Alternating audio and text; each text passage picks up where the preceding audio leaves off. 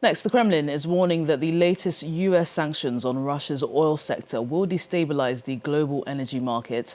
On Friday, the Biden administration, in coordination with the British government, imposed sweeping sanctions directly hitting hundreds of targets, including two of Russia's biggest oil companies. The penalties also go after 183 vessels that trade oil as part of Russia's so-called shadow fleet of tankers.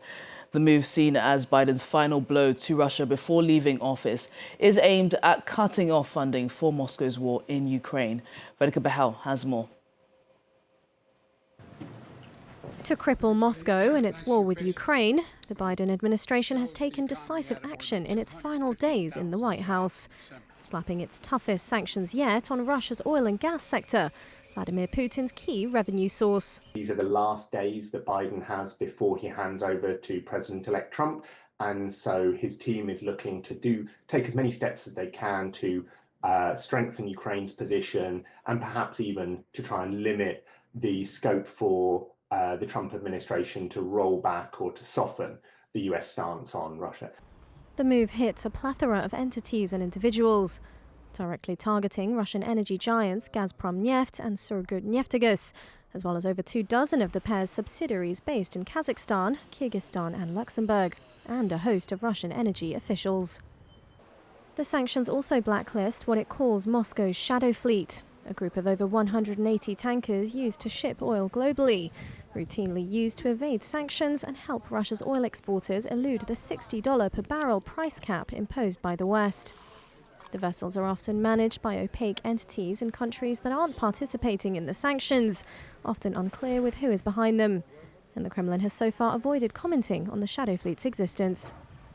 Several of these vessels are controlled by Russia's state-owned shipping company, Sovcomflot, also affected by the new penalties, as are a host of Moscow's seaborne oil exports and insurance companies. The US has also gone after opaque traders of Russian oil, like the Black Pearl Network, a major Russian crude oil trader, which has likely sold over $2 billion worth of Russian crude oil and oil products since 2023. Well, let's get some analysis on this now. We can speak to Benjamin Godwin, who is a partner at PRISM Strategic Intelligence, an investment advisory firm. Benjamin, good to have you on the program. Thanks so much for joining us. So Russia's oil industry is arguably the Kremlin's largest and most important source of revenue. Lay out for us how far-reaching these new sanctions are. These are pretty big, and they've been a long time coming. The Biden administration has been very concerned about the impact of sanctions on the global oil market, so has really taken its time before unrolling this. Oil exports are about 35% of 30% of Russian exports overall, so it's huge for Russia, and it's a pretty big part of global energy demand. So it's a huge supplier to China and India. About 50% of Russian exports go into China, 35% into India. So it's a big move, targeting not only the producers, but this shadow fleet, potentially a third of the entire shadow fleet as it exists at the moment. But of course, as we've seen in the past, Russia will be able to adapt to these and will already be undertaking measures to try and subvert the sanctions as they currently stand. Well, it's only been a few days since these sanctions have been imposed, and we've received reports saying that 3 ships said to be part of Russia's shadow fleet are reportedly stranded floating off the coast of China. Give us your insights on what kind of immediate impacts you're seeing already from these sanctions. Yeah, absolutely. You're seeing these kind of disruptions, but more widely on the global market, we're not seeing the kind of disruptions that perhaps Vladimir Putin would like to warn about. Certainly us in the analyst community, as well as the US government, have been quite clear that there's a lot of oil coming online this year, particularly from the US, and the US recently revised up its production estimates. And of course, with the incoming Trump administration, we imagine that oil is going to flow even more freely from the United States. So the global market impact hasn't been huge as it stands.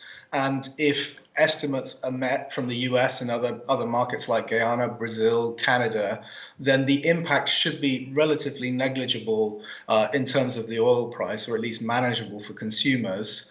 And we may see a gradual shift of these key consumers, China and India, shifting to the Middle East, to Latin American suppliers, rather than Russia. And this is, of course, not the first time that the West has gone after Russia's oil industry. We had that price cap come in last month. It didn't pay as much of a blow as the West was hoping that it would. Tell us about how these new sanctions will really deliver that last punch that Biden is hoping to pay. I think we have to think of sanctions as more of a cat and mouse game rather than a decisive blow that will, say, shut down the Russian oil industry or the Russian gas industry. So, for example, at the end of 2022, a lot of measures were brought in that probably cost Russia about $8 billion a month in early 2023. But those losses have been mitigated by new efforts to build up the shadow fleet and other ways of subverting these sanctions. So if you want to maintain long-term pressure on Russia and the Russian energy industry, you're going to have to keep adapting your sanctions and focusing on sanctions enforcement. And I think this is going to be the concern with the Trump administration. We may well see a maximum pressure campaign, but we also anticipate perhaps that the Trump administration won't be as effective as enforcing these sanctions, particularly given that it's unlikely to be as sort of deeply in cooperation with the European Union as the Biden administration. Well, Trump has said that he wants to use sanctions as little as possible when he gets back into the White House. He's also said that he wants to get Russia and Ukraine back at the negotiating table to end the war in Ukraine. These sanctions will be an important piece of leverage, won't they, going into those negotiations?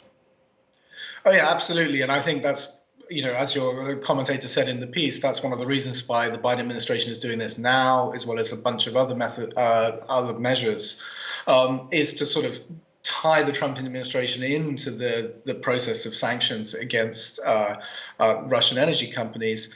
But I mean, there are signs coming out of the Trump administration that in order to get Russia to the table and negotiate on terms that, say, the US, the EU, and Ukraine could accept, that the Trump administration would use sanctions, or at least the threat of additional sanctions, to bring Russia to the table.